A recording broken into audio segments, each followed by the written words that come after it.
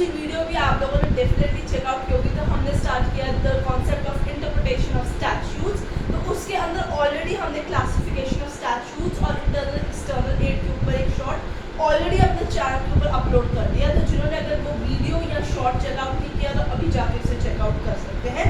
अगर वो video short पसंद आए तो उसे लाइक शेयर करना भूलिएगा मत और चैनल को सब्सक्राइब करना बिल्कुल भी भूलिएगा मत। तो आइए without wasting any time further आज हम शुरू करते हैं the very important part of interpretation statute, यानी कि the general principles of interpretation, the rule of interpretation और the general magazines of interpretation. तो आज की जो वीडियो होगी हम इसमें ये सारे के सारे रूल्स जो है इनको वन बाय वन स्टडी करेंगे और कुछ इंपॉर्टेंट केस लॉस जो पर्टिकुलर रूल्स के अंदर आते होंगे मैं उनके नाम आप लोगों को बताऊंगी। तो साइमल्टेनियसली आप इन सब चीज़ों को पेन डाउन करते जाइए। तो आइए वीडियो को स्टार्ट करते हैं। सबसे पहले वीडियो को पॉज कर लीजिएगा और ये जितने भी रूल्स मैंने लिखे हैं इन सबके नामों को पेन डाउन कर लीजिएगा। साथ साथ में 3-4 लाइन्स भी नीचे छोड़ सकते हैं, फिर अगले रूल का नाम लिख सकते हैं। ठीक है, अकॉर्डिंगली केस लॉस का नाम आप आगे ब्रैकेट में लिखते जाइए। मैं कुछ केस लॉस भी आपको बताऊंगी, एक दो जो बहुत ही इंपॉर्टेंट केस लॉस और बहुत ही प्रोमिनेंट केस लॉस है। इसके अलावा भी अगर आप चाहो तो आप अलग से अपने जो रेफरेंस के लिए अलग अलग केस लॉस जो है मेंशन कर सकते हो। तो अब आप लोगों को पता है कि IFSC का पेपर आने वाला है 1 सितंबर में। तो जो फेज 1 है उसमें इंटरप्रिटेशन ऑफ स्टैट्यूट एक बहुत ही इंपॉर्टेंट रोल प्ले करेगा। तो उस बिहाफ से आपको ये पता होना ज़्यादा जरूरी है। तो आइए स्टार्ट करते हैं वीडियो के साथ। सबसे पहले हम बात करेंगे द लिटरल रूल के रिगार्डिंग। तो लिटरल रूल यानी ग्रामेटिकल रूल भी होता है। ये तो first easiest rule of interpretation कहलाया जाता है। From the name itself literal rule यानी कि जो भी लेजिस्लेचर ने स्टैट्यूट हम लोगों को दिया है हम उसका रियल इंटेंट जो उसके ordinary natural meaning of legislature है उसमें से निकालते हैं। स्टैट्यूट में से हम कंस्ट्रू करते हैं from the particular words of that particular statute. तो हम इसे ग्रामेटिकल रूल भी कहते हैं, ऑर्डिनरी नेचुरल रूल भी कहते हैं, सेफेस्ट रूल भी कहते हैं।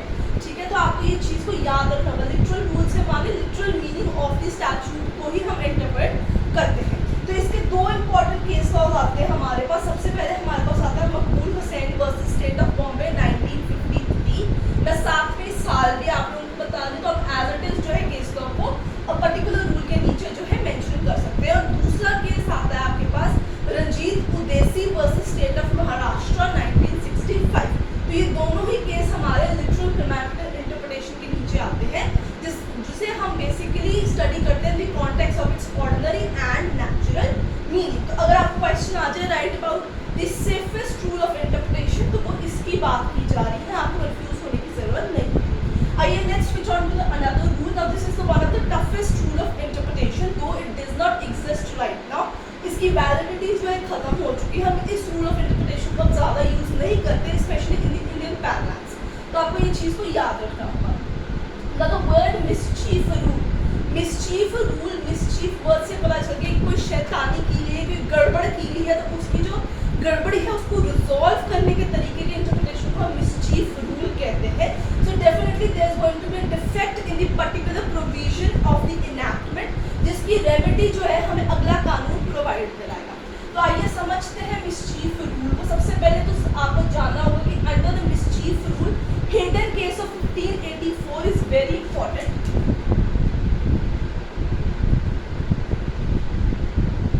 ये केस का नाम याद रखना बिकॉज मिसचीफ रूल का जो ओरिजिन है वो इस केस से हुआ था और 1584 जिसमें बैरन ऑफ एक्सचेकर्स ने ये चीज बताई थी कि 4 चीजों का खासा ध्यान रखना है which help in applying the mischief rule। सबसे पहले there has to be a common law। So under the mischief rule 4 things has to be kept in mind। Number 1, there is a common law, there exists a defect in that particular common law। उस defect को remove करने के लिए एक remedy legislature बाद में लेके आएगा। And the fourth point is what is the reason why that particular remedy has been introduced by an amendment by a new act। So these are the 4 things that has to be kept in mind in the mischief rule। So mischief rule itself means mischief rules when we apply when there is a kind of a defect in the common law and the remedy has been introduced by the legislature। So in order to know the reason why that particular remedy is basically applied by the legislature which a common law could not provide previously, we apply the rule of mischief rule। So students, I hope आपको ये चीज़ समझ में आ रही होगी। आप लोगों के लिए मैं काफ़ी ज़्यादा इसे हिंदी में नहीं बट रादर इंग्लिश में बता रही हूँ ताकि आप पॉइंट टू पॉइंट इसे पेन डाउन कर सकें। तो इन चारों चीज़ों का आपको ध्यान रखना होगा। इस केस का आपको नाम याद रखना होगा क्योंकि इसकी एग्जिस्टेंस इसमें से निकल के आई हुई है। इसे बेसिकली मिसचीफ रूल को रूल ऑफ परपोसिव कंस्ट्रक्शन के नाम से भी जाना जाता है। लिटरल रूल को सेफेस्ट रूल कहते हैं, मिसचीफ रूल को रूल ऑफ परपोसिव कंस्ट्रक्शन यानी पर्पस के अकॉर्डिंगली कंस्ट्रक्ट करने जाने वाला रूल भी कहा जाता है। तो इसके अंदर कौन सा केस आता है? इसके अंदर केस आता है Alamgir versus state of Bihar 1959, Bengal immunity company versus state of Bihar 1955 और मैकमिलन वर्सेस डेट 1907। ये तीनों केस इसके अंदर आते हैं। जहां जहां मैंने केसेस का नाम लिया है आप आराम से वीडियो को पॉज कर सकते हैं, उसे स्लो में सुन सकते हैं और आप केसेस को पेन डाउन कर सकते हैं। अगर आप चाहते हैं कि मैं एक लिस्ट लेके आऊँ पर्टिकुलरली केस लॉस के रिगार्डिंग तो let me know in the comment section. मैं अलग से एक शॉर्ट भी बनाऊंगी जिसमें मैं सारे केस लॉस का मेंशन करूँगी। आइए आगे स्विच करते हैं और चलते हैं the golden rule. Golden rule को मॉडिफिकेशन रूल के नाम से भी जाना जाता है because it's a modified version of literal और ग्रामेटिकल रूल। ठीक है, लिटरल और ग्रामेटिकल रूल का ये मॉडिफाइड वर्जन है जिसे हम गोल्डन रूल कहते हैं। गोल्डन रूल इससे कहते हैं कि अगर सपोज लिटरल रूल जिसके हम ऑर्डिनरी नेचुरल मीनिंग जो है जब हम स्टडी करते हैं किसी भी इनैक्टमेंट का, पर वो एम्बिग्विटी तब भी छोड़ जाता है, तब भी क्लियरेंस नहीं होती in the mind of those who are enacting that particular enactment, तब हमारा कौन रोल में आता है? गोल्डन। तो यहाँ पे गोल्डन रूल का सिर्फ एक ही मेन पर्पस ये है कि इन केस अगर लिटरल मीनिंग जो है किसी भी इनैक्टमेंट का हमें क्लियर नहीं हो रहा तो वहाँ पे हम उसको परपोजिवली इस तरीके से कंस्ट्रक्ट किया जाए जजेस के द्वारा, उसे मॉडिफाई किया जाए, उस लिटरल रूल को इस एक्सटेंट तक मॉडिफाई किया जाए कि मतलब जो है वो क्लियर हो जाए उस पर्टिकुलर इनैक्टमेंट का। So modification till the extent of absurdity is removed is the main point of golden rule.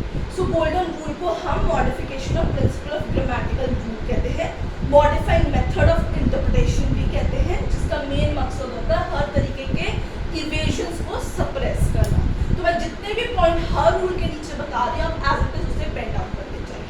अब इसका केस लॉ होता है Lee versus Knapp, LEE versus Knapp, KNAPP 1967 का केस है। तीरथ सिंह वर्सेस बचतर सिंह 1955, ये दोनों केसेस आपके मॉडिफिकेशन रूल यानी गोल्डन रूल के नीचे आता है। सो इनके अगर क्वेश्चन आता है which rule is known as modification rule of interpretation, you need to remember it's a golden rule. तो आपको कंफ्यूज यहाँ पे नहीं होना है। आगे चलते हैं, बात करते हैं harmonious construction rule. Now harmonious construction as the word says, harmonious construction की जा रही है यहाँ पे। कंस्ट्रू यानी आपने उस चीज को डिड्यूस करना है, आपने अजम्प्ट कर लेना है वहाँ पे। जैसे कि मैंने पिछले वीडियो में इंटरप्रिटेशन ऑफ कंस्ट्रक्शन का मतलब आपको बताया था। हार्मोनियस यानी मिला जुला अच्छा हार्मनी मेंटेन करनी है दो इनैक्टमेंट के या दो प्रोविजंस के बीच में। सो हार्मोनियस कंस्ट्रक्शन क्या होता है कि कभी कभी किसी एक इनैक्टमेंट में दो ऐसी प्रोविजंस होती हैं हमारे पास जिनमें बहुत ज़्यादा जो है कन्फ्यूजन क्रिएट होती है, बहुत ज़्यादा अब्सर्डिटी होती है। फिर जजेस सोचते हैं हम कैसे उन दोनों प्रोविजंस को लागू कर सकते हैं। वो क्या करते हैं, एक हार्मोनियस कंस्ट्रक्शन, एक बैलेंस, एक ब्रिज बना देते हैं दोनों प्रोविजंस के अंदर, जिसके कारण दोनों ही प्रोविजंस को लागू कर दिया जाए, ना कि किसी एक को नकारा जाए और किसी एक को लागू किया जाए। So when there are two or more provisions of an statute and they are repugnant to each other, court will construe the following provision in that effect कि उनको harmoniously एक gap जो है उसको remove करके एक harmony create की जाए, एक legacy create की जाए और दोनों ही provisions जो है वो आपकी इस basis पे लागू कर दी जाए।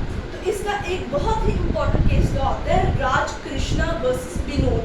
इट्स BINOD, विनोद नहीं है, विनोद है। 1951 का केस है हार्मोनियस कंस्ट्रक्शन का, राज कृष्णा वर्सेस विनोद। आगे चलते हैं। अब जो आप चारों देखेंगे ये सारे जो है लैटिन टर्म्स हैं, आपके लैटिन मैक्सिम्स हैं जो प्रिंसिपल्स ऑफ इंटरप्रिटेशन के नीचे फॉलो करते हैं। तो इसमें मैं आपको उनके मतलब और इम्पोर्टेंट केस लॉज ही बताऊंगी। एक्स विसेरिबस एक्टिस, सबसे पहले हमारे पास ये चीज आती है। तो इसका मतलब क्या होता है? इसका मतलब होता है the statute should be read as a whole. जब भी आप कोई स्टैट्यूट पढ़ते हैं, कोई इनैक्टमेंट पढ़ते हैं, तो आपको सिर्फ उसका एक प्रोविजन, एक पार्ट या एक वर्ड नहीं पढ़ना होता है। उस पर्टिकुलर स्टैट्यूट को समझने के लिए आपको पूरा ही स्टैट्यूट पढ़ना होगा।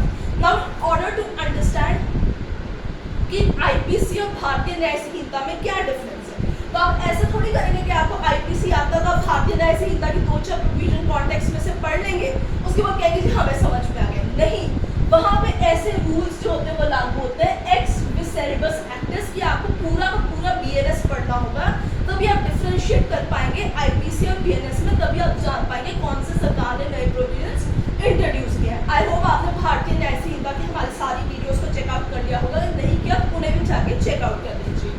सो ex visceribus actis means the statute should be read as a whole.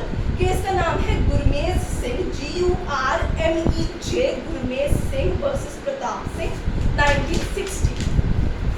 आगे चलते हैं, अगला आ जाता है अट रेस मैजेस वेरिएंट क्वाम पेप। यहाँ पे मैजेस वर्ड मिसिंग है, हमारे मैडम ने जो लिखा है यहाँ पे, तो मैं ऐड कर देती हूँ मैजेस है वर्ड, ठीक है। अट रेस मैजेस वेरिएंट क्वाम पेप, तो ये 6 अक्षरों का प्रॉपर लैटिन टर्म है। तो इसका मतलब होता है कि जब भी कोई कंफ्यूजन क्रिएट होती है किसी भी स्टैट्यूट के अंदर, तो alternate construction of that statute is permissible for the smooth functioning of the system. कभी कभी थोड़ा सा टाल मटोल कर देना, कुछ वर्ड्स को टेढ़ा मेढ़ा समझ के प्रेजेंट कॉन्टेक्स्ट के अंदर कंस्ट्रक्ट करके भी आप स्टैट्यूट का मतलब जान सकते हैं। Avtar Singh versus state of Punjab, 1965 का केस है। मॉइस्चर और सॉइस, this is a very common again magazine. ये दोनों ही मैगजीन्स के मीनिंग जो है पिछले काफी एग्जाम्स से भी IFSC में मीनिंग्स में पूछे गए हैं। Noistor's choices माने to know from its association when 2 or more words are having a respectable analogous meaning, they have to be understood in their cognate senses। तो जिस कॉन्टेक्स्ट में उनके बारे में बात की गई है, उन कॉन्टेक्स्ट के रेफरेंस में आप जो है उस पर्टिकुलर वर्ड को समझते हैं। Special words has more privilege over general words, so a word may be known by the company he keeps means Noistor or Soices। Patir अगरबत्ती Ludhiana versus state of Punjab, 1998 का केस आता है। सो स्टूडेंट्स, आज की video का लास्ट जो हमारा principal है इस जेंडर जेंडरस है, it means of same kind, एक ही तरीके का। तो जब भी कहीं पे कहीं लिखा हो ABCD and it's same kind, तो ABCD से रिलेटेड जितनी भी चीजें होंगी वही सारी चीजें मानी जाएंगी। इसका इंपॉर्टेंट केस आता है express hotel private limited versus state of Gujarat, 1989। So students, I hope आपको आज की वीडियो जो है हमारी पसंद आई होगी, जिसके अंदर हमने प्रिंसिपल ऑफ इंटरप्रिटेशंस डिस्कस किए हैं। जितने भी केसेस के नाम लिखे हैं आप जरूर उन्हें पेन डाउन कीजिए। अगर आप लिस्ट डिमांड करें तो कमेंट सेक्शन में जरूर बताइए। आज की वीडियो पसंद आई हो तो लाइक शेयर कर दीजिए, चैनल को सब्सक्राइब करना भूलिएगा मत। I will see you next.